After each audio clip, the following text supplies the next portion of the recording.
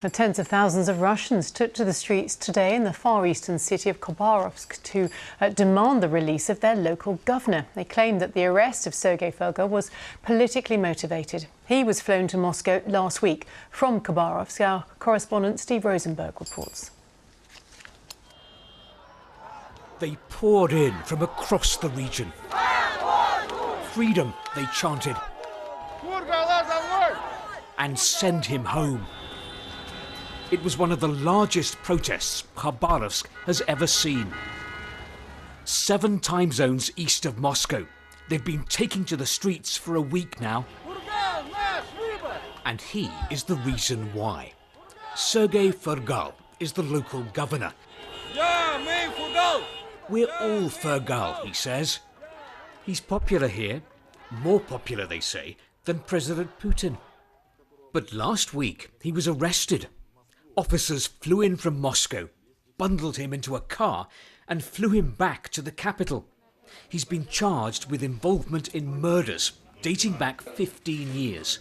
And that sparked anger in Khabarovsk.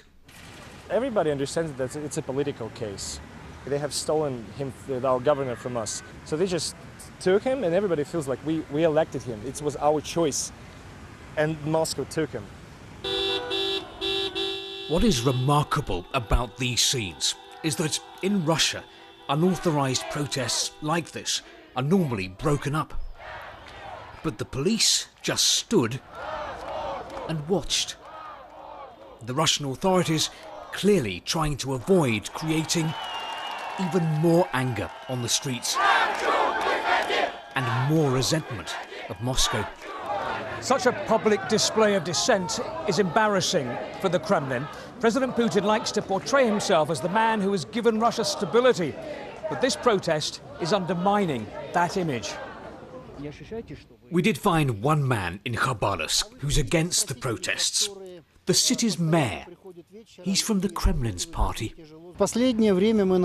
We have seen certain people going to the protests, shouting the same slogans and acting inappropriately. And they're being paid to do this. There's no evidence of that. All they want is for their governor to be given a fair trial in Khabarovsk. But the danger for the Kremlin is that if this continues, a local hero could become a national star. Steve Rosenberg, BBC News, Khabarovsk.